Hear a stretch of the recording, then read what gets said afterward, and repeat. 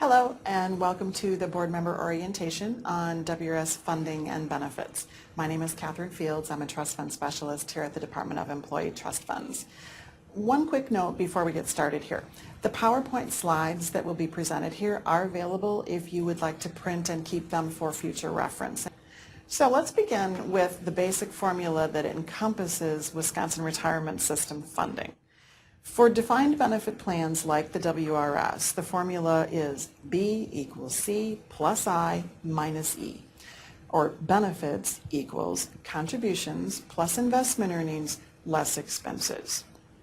This means that the contributions and investment earnings must be sufficient to pay the benefits promised by law and the administration expenses. So the benefits are established by state statute, and its members and their beneficiaries have legal rights to those benefits provided under the law. Now, while WRS administrative expenses are low, there's always a cost to administer the benefit programs, and the administration expenses are paid from a small portion of the investment earnings of the trust fund. The WRS is a pre-funded plan, unlike Social Security. Social Security is a pay-as-you-go system, so the contributions paid by employees currently working are used to pay benefits to those already retired.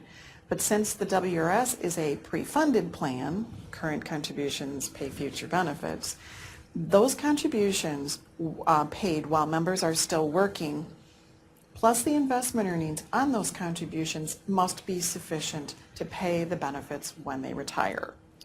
Now, the WRS is funded by only two sources, the employee and employer contributions paid while the employee is still working and investment earnings. Now, normally about 80% of pension plan funding comes from investment earnings, while only 20% comes from actual contributions, which is why sound and long-term investment strategies are so important. The ETF board has a fiduciary responsibility to assure that sufficient assets are available to pay the benefits that are promised by law. So every year the ETF actuary performs a valuation and recommends any necessary contribution rate changes which the ETF board must approve. So in a nutshell, when investment returns are high, contributions decrease because more necessary funding comes from the investment earnings. And when investment returns are low, the contribution rates must increase in order to compensate for the missing investment returns. The WRS is well funded because contribution rates are determined by actuaries and they're paid in full. So what is an actuary? Actuaries are trusted business professionals who are experts in dealing with the financial impact of risk and uncertainty by evaluating the likelihood of future events and using primarily mathematics, economics, computer science, and business knowledge, and by designing creative ways to reduce the likelihood of those undesirable events and by minimizing the financial impact of the undesirable events that do occur. So it takes a combination of strong analytical skills, business knowledge, and an understanding of human behavior to manage today's very complex risks. So what about ETF actuaries? In order to project WRS funding needs, ETF actuaries use actual member data and certain assumptions such as, when people will retire, what their benefits are expected to be, their life expectancy, expected future salary growth, future investment earnings, and the key components of those are the future salary growth and the investment earnings. Now, after they analyze this data, they provide the board with reports and recommendations regarding the financial aspects of the WRS based on Wisconsin Statute 40.04. Now, the reports that they provide include an annual valuation of retired lives, an annual evaluation of active lives, and those are the reports that are used to recommend WRS annuity adjustments and contribution rates. They also provide a 3-year experience study that reviews actuarial assumptions used by the WRS, and it compares current assumptions against the actual experience of the WRS, And it compares trends regarding mortality, disability, retirement, separation, interest, employee earnings, and a number of other factors that are deemed pertinent. They also provide a gain and loss analysis, and that measures the differences between the actual and assumed experience in each of those risk areas. ETF does include some internal controls with regard to the actuaries. The methods used by the actuaries are audited every 5 years by a separate actuary. By the way, the reports that I mentioned here can be found on ETF's website, and they're also available to you as a link in this presentation. Now, all of the funds are deposited in one of 3 reserves, and each reserve is credited with annual effective rate interest based on the investment earnings of the trust fund. Now, the first is the employee reserve, and that holds the employee required contributions, and each member carries a separate individual balance within that reserve. And it also includes voluntary additional contributions if a member has made those. The second reserve is the employer reserve, and it holds the employer required contributions, but it does not carry individual member or employer account balances. And the third is the annuity reserve, and that's the fund from which all annuities are paid. So when a member retires, the funds needed to pay annuities for members' projected lifetimes are transferred from the employee and employer reserve into that annuity reserve. Now, with regard to that annuity reserve, annuities are paid over the course of a retiree's lifetime, and the WRS needs a 5% investment return each year to be able to pay the annuity over that period of time. So the interest credited to the annuity reserve that exceeds that 5% return is what's available to provide annuity increases. If, however, they're less than 5%, then that shortfall has to be made up in the form of annuity decreases. Now, contributions. Contributions are calculated as a percentage of a member's WRS earnings, and they do vary by employment category. And basically there's 3 categories: the general, teacher, and educational support personnel, protectives, which are our firefighters, police officers, and correctional officers, and then executives and elected officials.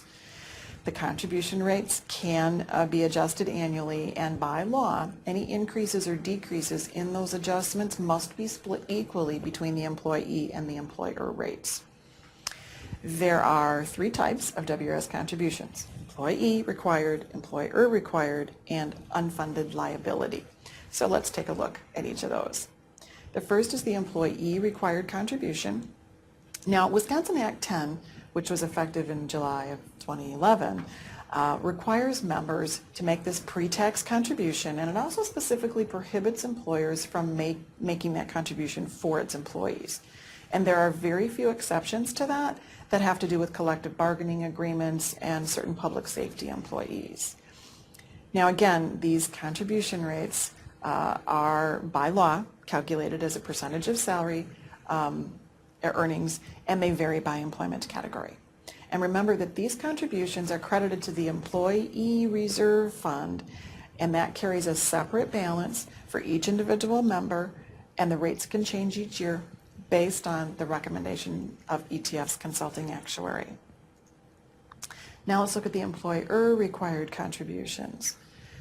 Employers are required to contribute an amount which, when added to the employee required contributions and the investment earnings, will pay for future benefits members are entitled to receive.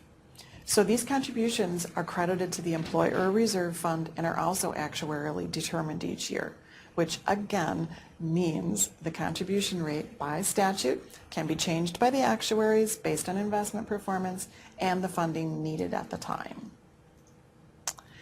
Last, we have the unfunded liability contributions. Now, the primary source of these contributions comes from when an employer chooses to buy all or part of previous service that their employees worked prior to that employer's participation in the WRS. The cost for this is amortized over 30 years, and it does vary by employer. Now, the employees are credited with their previous service. However, the contribution goes directly into the employer reserve, and they do not increase the employee's account balance. So they only get credit for the years of service, not the contributions. Okay, benefits. No WRS benefits are ever payable until a member terminates WRS employment, and there are basically 4 types of benefits: separation, retirement, disability, and survivor benefits.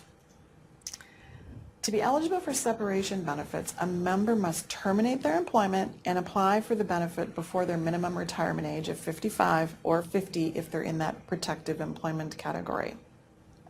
The benefit is a lump sum payment that includes the employee required contributions, voluntary additional contributions if they made them, and then the accumulated interest.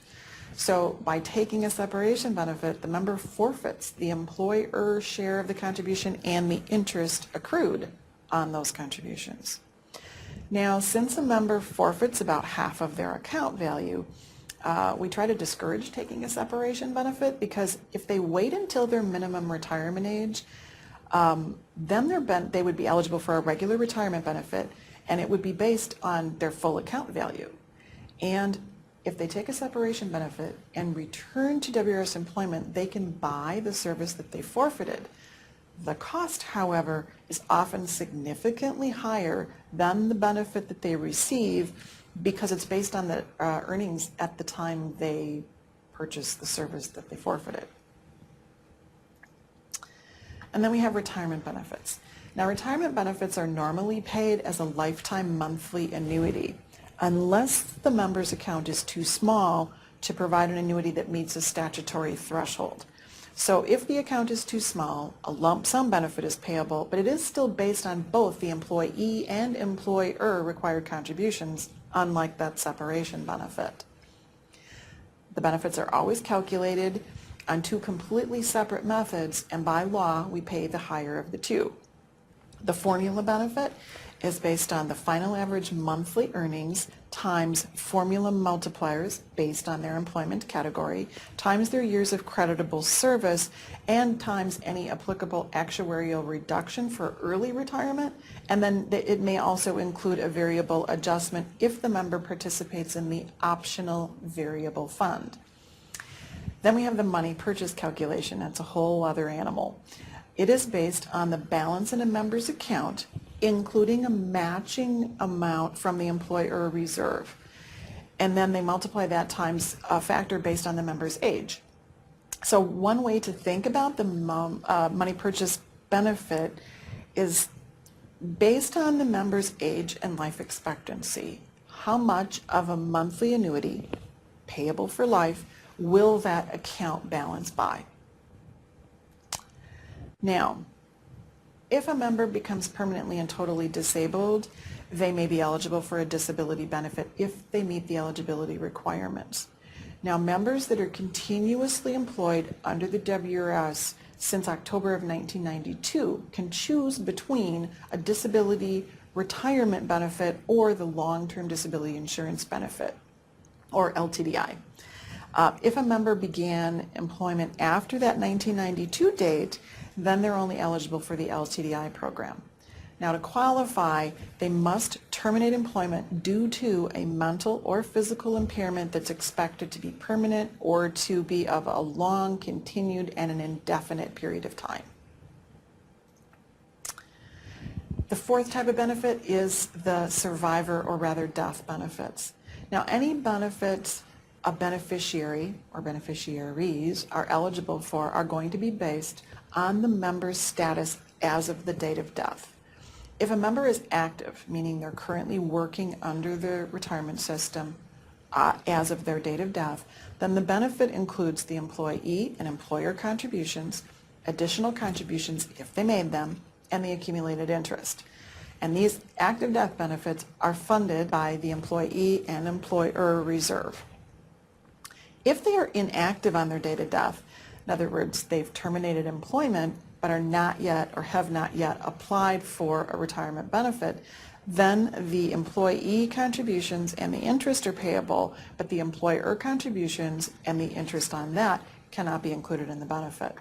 So inactive benefits are funded only by the employee reserve.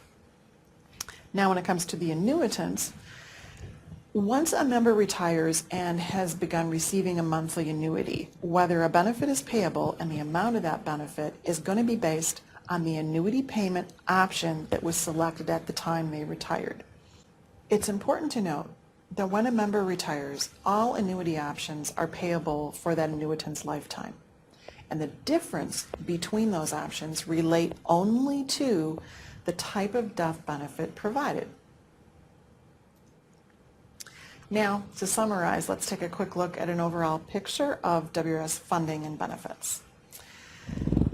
There are two major sources of funding: the employee and employer required contributions and the investment earnings. Now, these contributions and investment earnings together fund, or rather pre-fund, WRS employees' future benefits, but the majority of funding by far is from the investment earnings. Then each month, employee required contributions are payroll deducted and paid in a lump sum to ETF, who then puts them into the employee and employer reserves, and they're immediately invested by the State of Wisconsin Investment Board. Then, at the end of each year, employers report service and earnings for each individual employee, and those monthly lump sums of monies that were paid throughout the year are then divided into individual member and account balances within that employee reserve. Finally, when employees retire, the dollars that are needed to pay the retirement benefits for those projected lifetimes are then transferred from the employee and employer reserve into that annuity reserve. And then finally, when separation or survivor or disability benefits are payable, the sufficient amounts are transferred and payable from the appropriate reserves as well. All three of the reserves carry separate core and variable balances, and the applicable interest is credited to each. So there you have it. We hope this information has been helpful, and you're welcome to contact the department at any time with any questions that you may have. Thank you for watching.